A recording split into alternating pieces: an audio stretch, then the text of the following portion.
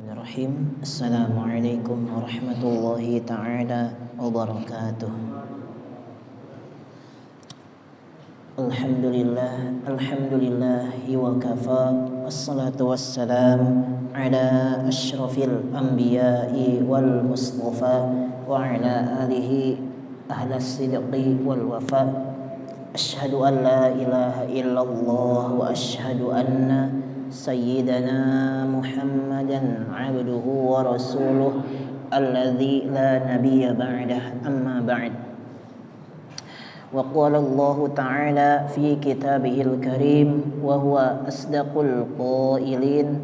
A'udzu billahi minasy syaithanir rajim. Bismillahirrahmanirrahim. Wal yakhshal ladzina law taraku min khalfihim dzurriyyatan dhi'afan khafu 'alaihim falyattaqullaha wal yaqulu qawlan sadida. Al-ayah. Shadaqallahul 'azim wa shadaqa rasuluhul karim wa nahnu 'ala dzalika minasy syahidin wasyakirin. Amin amin ya rabbal alamin. Hibbati fillah, a'azzani Allah wa iyyakum ala ta'atih. Alhamdulillah, bersyukur kita kepada Allah di malam hari ini. Allah berikan kita kesempatan, Allah berikan kita waktu, Allah berikan kita kenikmatan, sehingga di malam hari yang cerah ini Allah perkenankan kita semua untuk berkumpul di sini di salah satu rumah Allah. Kita di sini berkumpul, berdoa, membaca Al-Quran, bersalawat, dan tentunya kita duduk menunggu azan Isya, beriktikaf di masjid.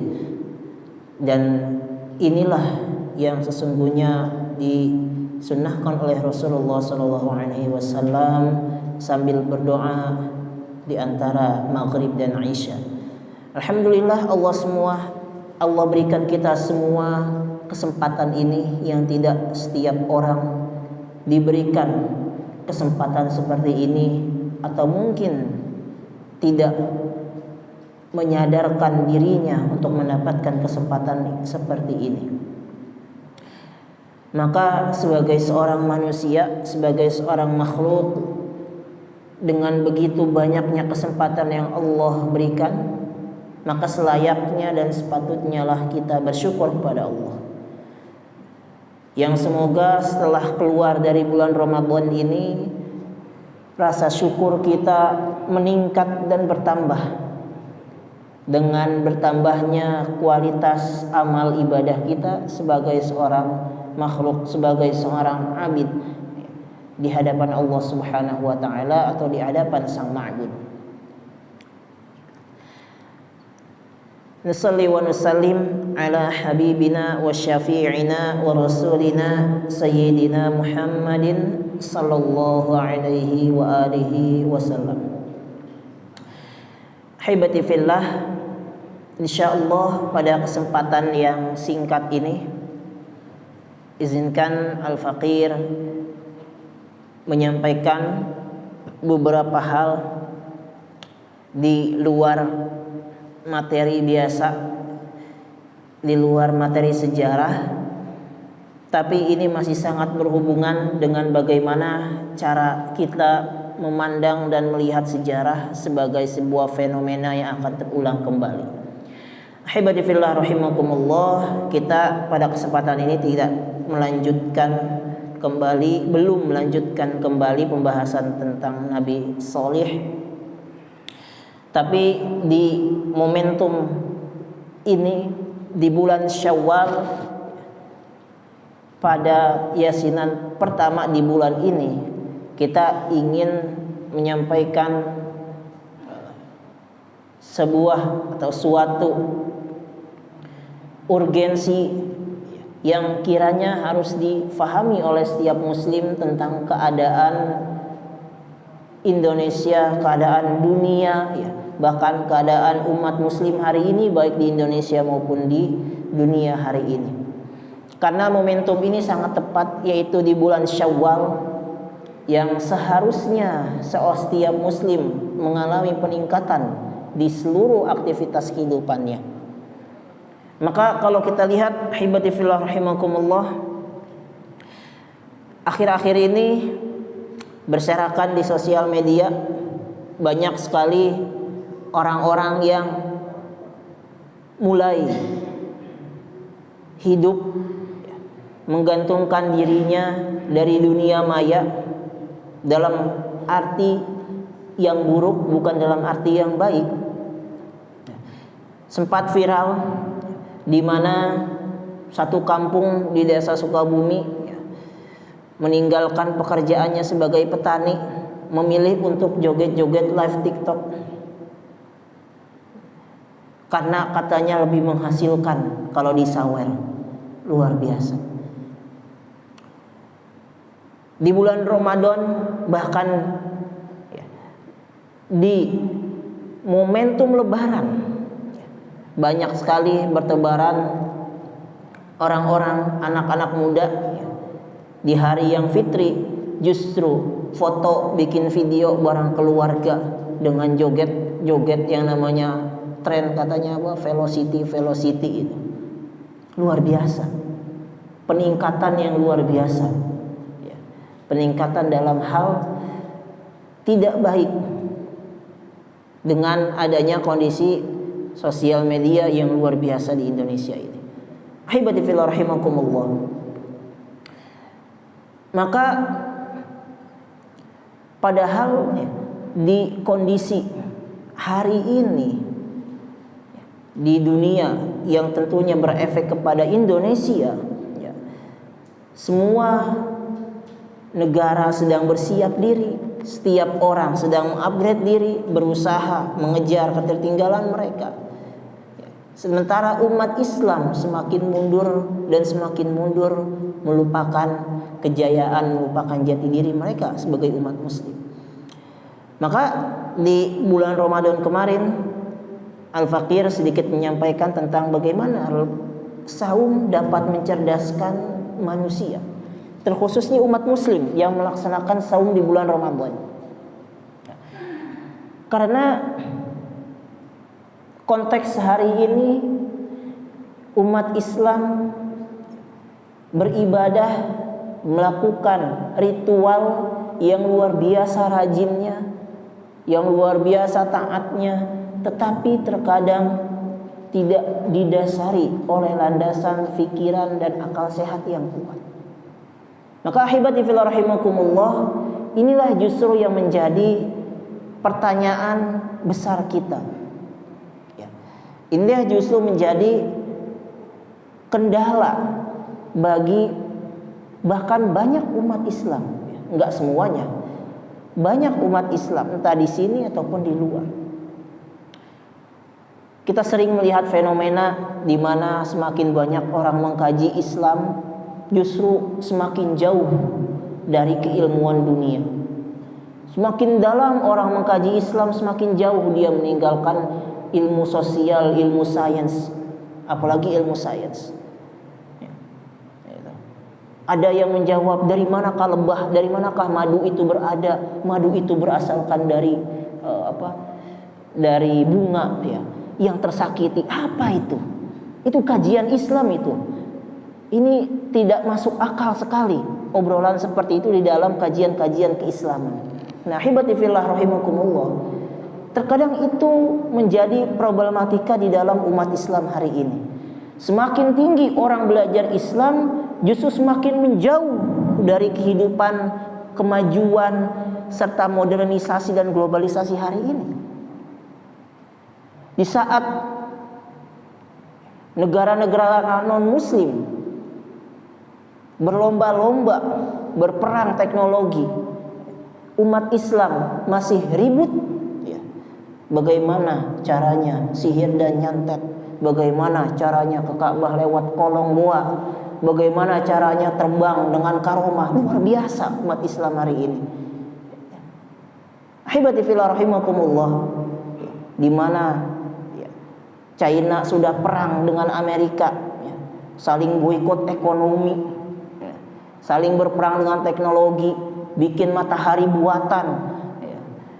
Elon Musk udah siap-siap ke Mars, Elon Musk udah masuk ke pemerintahan. Bahkan sampai orang terkaya di dunia sudah masuk ke pemerintahan hari ini. Jadi anak buahnya Donald Trump. Udah perang mereka. Semua orang sudah bersiap. Tapi umat Islam masih tertutup matanya, sibuk dengan hal-hal yang justru tidak penting sebenarnya untuk diperdebatkan, tidak penting untuk dijadikan sebuah masalah, tidak penting untuk dijadikan bahan obrolan. Untuk kajian-kajian keilmuan atau kajian-kajian keislaman. Nah, hibati fillah rahimakumullah, maka di bulan Syawal ini diawali dengan penyakit yang namanya brain rot. Lalu kita meningkat kepada persiapan di bulan Ramadan, bagaimana di bulan Ramadan meningkatkan kecerdasan dan sehingga keluar dari bulan Ramadan memiliki pandangan yang kuat untuk kembali menuntut ilmu dan kembali melihat fenomena kehidupan di dunia ini dengan lebih jeli dan lebih jelas dalam sudut pandang fikiran yang jernih. Nah, hibati fillah rahimakumullah.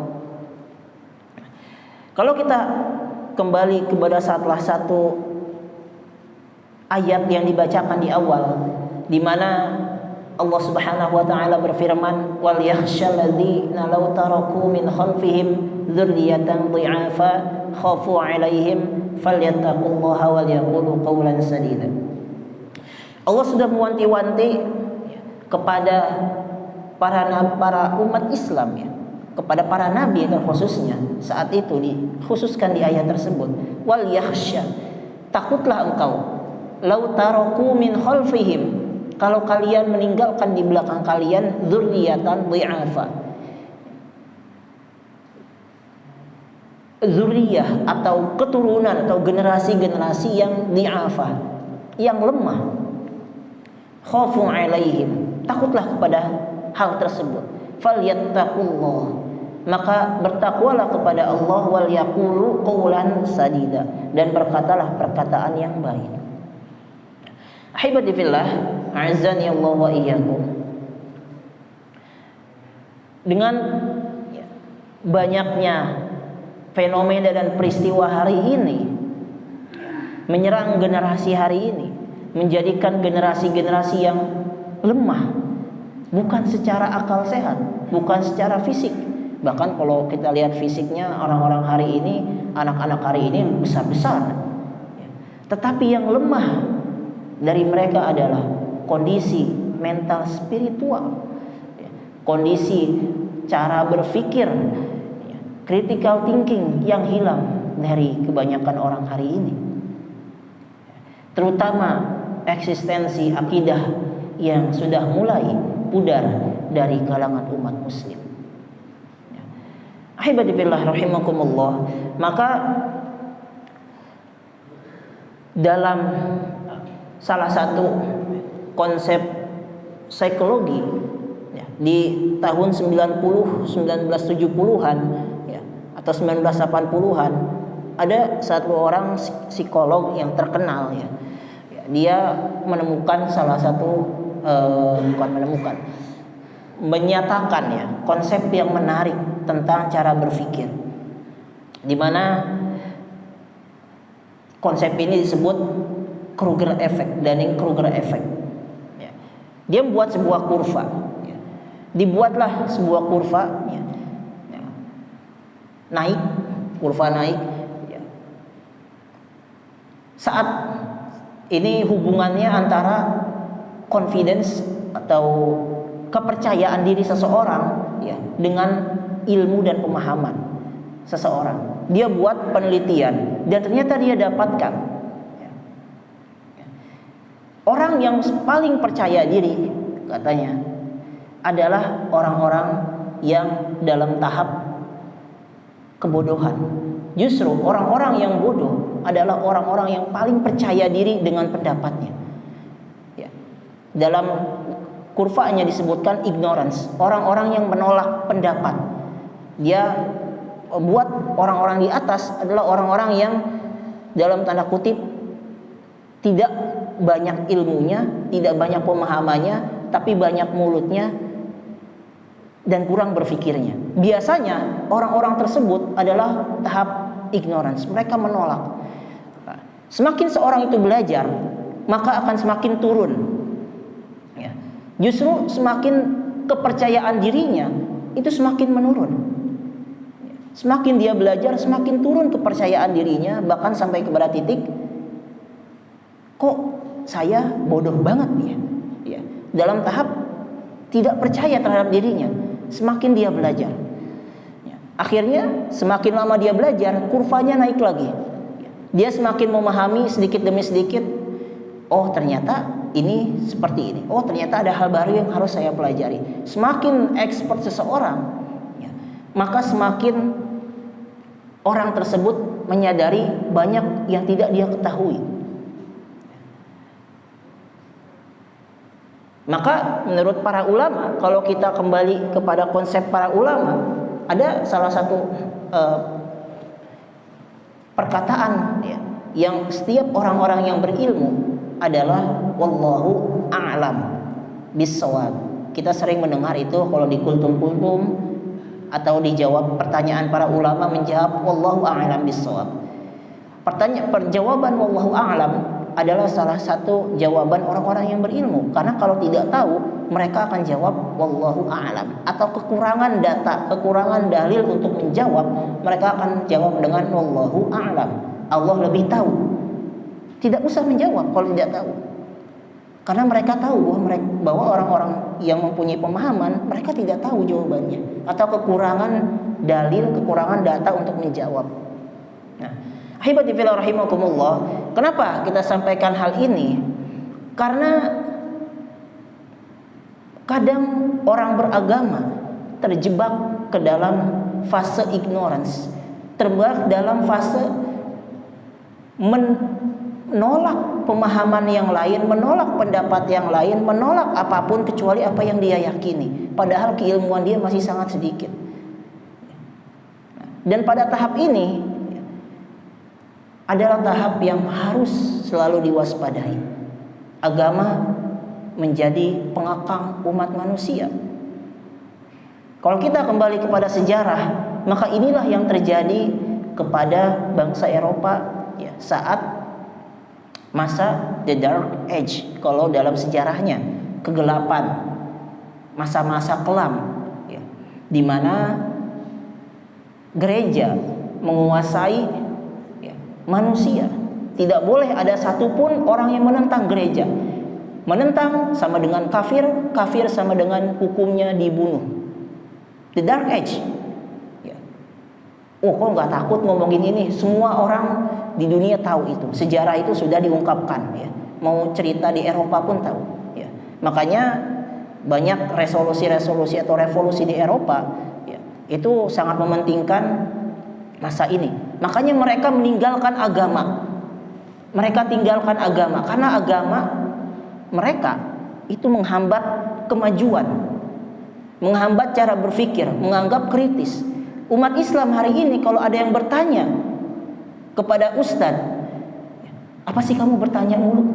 Bertanya hal-hal yang aneh. Kamu gak Islam ya? Kamu gak yakin agama ya?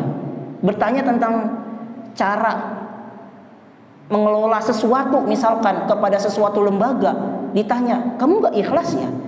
Kan aneh ini, cara berpikir yang sudah mulai tumbuh kepada masa-masa hanya mengikuti apa yang dikatakan.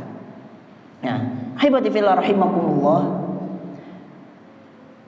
sebelum kita akhiri kultum yang singkat ini, maka hendaklah di bulan Syawal ya, sebagai bulan peningkatan ini, kita akan tutup dengan salah satu perkataan ulama yang menarik. Tarakal muslimun, tarakal kafiruna ya, kitabahum fataqaddamu. Kata ulama tersebut, orang-orang kafir atau orang-orang non muslim ya, orang-orang Eropa terkhususnya, meninggalkan kitab mereka, fataqaddamu, maka mereka maju. Sedangkan ya, umat muslim ketika meninggalkan kitab mereka, maka mereka akan mundur, mereka akan ketinggalan dari orang-orang yang beragama lain. Ahibati fillah rahimakumullah, maka resolusi kita setelah bulan Ramadan, setelah bulan Syawal, setelah banyak kita melihat banyak diskusi-diskusi di media online ataupun di media offline, maka salah satu jawabannya bagaimana agar umat Islam kembali keluar ke masa kejayaannya. Satu, kembali belajar dan kembali berpikir, kembali kepada akidah yang diajarkan oleh Rasulullah Sallallahu Alaihi Wasallam. Tidak menutup diri, tidak menjauhkan diri, yang justru menolak, ya, hanya merasa dirinya yang paling benar. Pada tahap ignorance, justru orang merasa dirinya paling benar, paling yakin bahwa dia tidak ada kesalahan, yang menyalahkan orang lain. Biasanya mereka adalah orang-orang pada tahap yang dalam tanda kutip bodoh keilmuannya, ya, bukan bodoh secara akal, tapi bodoh karena kurangnya pengetahuan, karena tidak mau belajar, maka merasa dirinya paling tinggi, paling hebat, tidak ada yang mampu menyainginya. Ada quotes terakhir sebelum kita tutup. Orang-orang yang tidak berilmu menganggap diri mereka adalah langit, sedangkan orang-orang yang belajar, yang mempunyai pengetahuan, mereka tahu bahwa di atas langit masih ada langit, sehingga mereka akan terus membuka diri dan selalu mengupdate dan belajar. Apapun itu, mendengarkan orang lain, mendengarkan pendapat orang, membuka pendapat orang, walaupun mungkin itu salah, tapi tetap dilihat dan dianalisis. Ahibati fillah, azani Allah wa iyyakum. Mungkin ini keluar daripada tema sejarah, tapi ini perlu kita sampaikan di bulan Syawal dengan kondisi nasional dan global yang cukup luar biasa. Semoga ini membuka mata kita sebagai umat muslim, tidak terus tertidur di dalam kungkungan kehebatan masa lalu, ya, yang katanya pernah menguasai dunia, tapi pada akhirnya sekarang menjadi umat yang tertinggal di dunia. A'azzani Allahu iyyakum ala ta'atih. Iktafaitu kalami huna, atlubul afwa minkum. Assalamualaikum warahmatullahi wabarakatuh.